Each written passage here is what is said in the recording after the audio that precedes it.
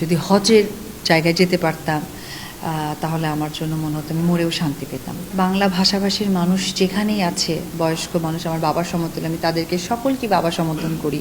বিকাশে কিছু টাকা পাঠানো হয়েছে, পাসপোর্ট যেহেতু কোনো আর নেই, পাসপোর্টটা তো আগে করতে হবে। একজনের কাছে যেটা বোঝা হয়ে যায় 10 জনের কাছে সেটা লাঠির মতো হালকা হয়ে যায়। সোশ্যাল মিডিয়ায় আমি কেন, আপনারা সকলে হয়তো বা দেখেছেন যে উনি গরু বিক্রি করেছেন কিন্তু উনি জাল টাকা পেয়েছেন।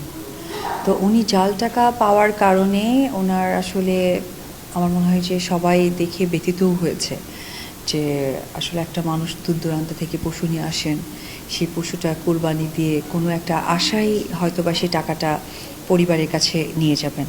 তো এটা দেখার পর আমার না আসলে ভীষণ খারাপ লেগেছে।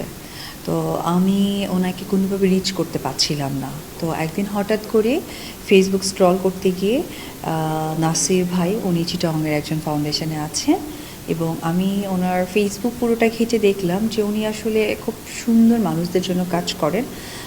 উনি এখন হয়তো বা মিশরে আছেন, গাজা জন্য উনি আছেন, যেহেতু উনি এই ফাউন্ডেশনে মানুষের উপকারের কাজেই লাগেন। তো আমি ওনাকে ফেসবুকে আসলে নক দিলাম যে আসসালামু আলাইকুম ভাইয়া, আমি চিত্রনায়িকা অপু বিশ্বাস।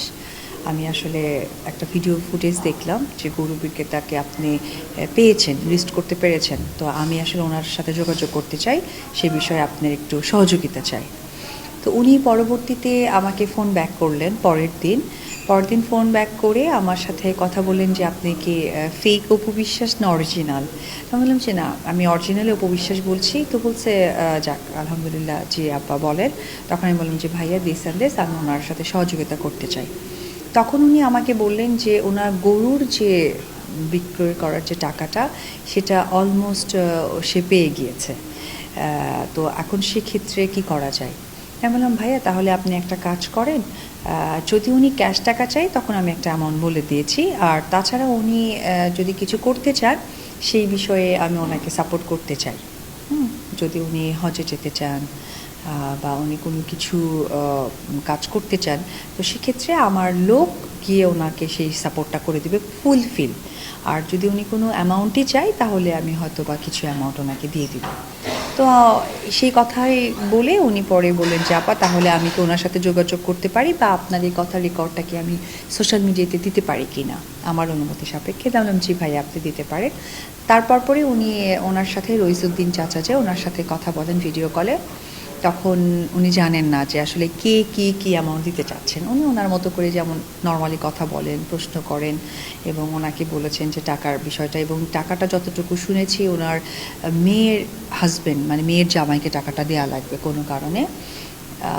তো ওইটাই আর কি বিষয়টা ছিল। পরবর্তী বলেছে আচ্ছা ঠিক আছে, আপনি তো গরুর টাকা যেহেতু পেয়ে গেছেন, তাহলে আপনার কি ইচ্ছা? তো তখন উনি বলতেছে আমি তো একজন মুসলমান মানুষ, আর সেই জায়গা থেকে যদি হজের জায়গায় যেতে পারতাম তাহলে আমার জন্য মনে হতো আমি মরেও শান্তি পেতাম। তা আমার তো বাবা নেই, আমি আসলে আমার বাংলা ভাষাভাষীর মানুষ যেখানেই আছে, বয়স্ক মানুষ আমার বাবার সমতুল্য, আমি তাদেরকে সকলকে বাবা সম্বোধন করি বা মা সম্বোধন করি, কারণ এই ডাকটা তো আসলে আমার কাছে এখন অনেকটা দূরের।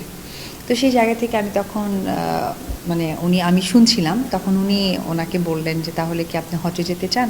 বলছে হজে যেতে তো অনেক টাকা লাগে, আমি কেমনে যাব, গরিব মানুষ, আমার তো যাওয়ার উপায় নেই। তখন উনি প্রস্তাবটা বলেন যে ঠিক আছে, চিত্রনায়িকা অপু বিশ্বাস আপনার হজের ব্যবস্থা করে দিবে, তাহলে কি আপনি রাজি? তখন উনি আসলে ভাষা হারিয়ে ফেলেছেন।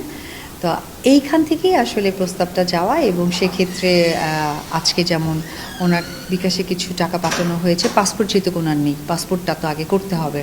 তো তার জন্য যথেষ্ট পরিমাণ যে পেপারস দরকার এটা উনি রেডি করছেন চাচা, আর আমি পাসপোর্ট সংক্রান্ত কিছু অ্যামাউন্ট পাঠিয়েছি। পাসপোর্টটা রেডি হওয়ার পরেই আমি আসলে ভিসার যে প্রসেসগুলো থাকে, টিকিট, হোটেল, বা ওখানে গিয়ে ব্যক্তিগতভাবে উনি কিছু যদি করতে চান, সমস্ত কিছু ওনার একদম স্বাচ্ছন্দ্যভাবে যেন ওনার হজটা করতে পারে। একদম সত্যিই ভালো লাগে।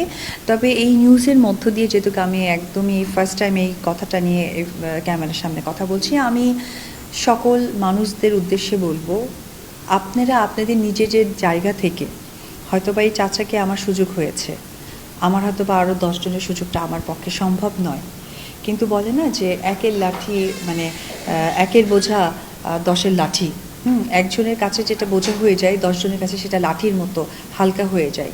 তো আমি চাইবো যে আপনারা যেখানে যে জায়গা থেকে আছেন, আপনাদের কাছের পাশের মানুষ বা সোশ্যাল মিডিয়ার যে কোনো জায়গা থেকে যদি সুযোগ হয় কাউকে উপকার করায়, একটা মানুষ যদি একজন মানুষকে করে, এরকম 10জন মানুষ যদি 10জনকে করে, আমার মনে হয় যে আমরা একে অপরের সহযোগিতার মধ্য দিয়ে মানুষকে ভালো রাখতে পারবো। আমি যেমন ওনার টিকিট, ওনার ভিসা এবং এগুলো প্যাকেজ হয়, তো ওই জায়গা থেকে আমি সব কিছু খোঁজও নিয়েছি। খোঁজ নিয়ে আমি ওনাকে সুন্দরভাবে পাঠিয়ে দেবো। আগে প্রথম প্রসেসটা তো ওনার পাসপোর্ট হতে হবে, সো পাসপোর্টের কপিটা হাতে পাওয়ার পরে আমি সকল প্রসেসগুলো করে ফেলবো।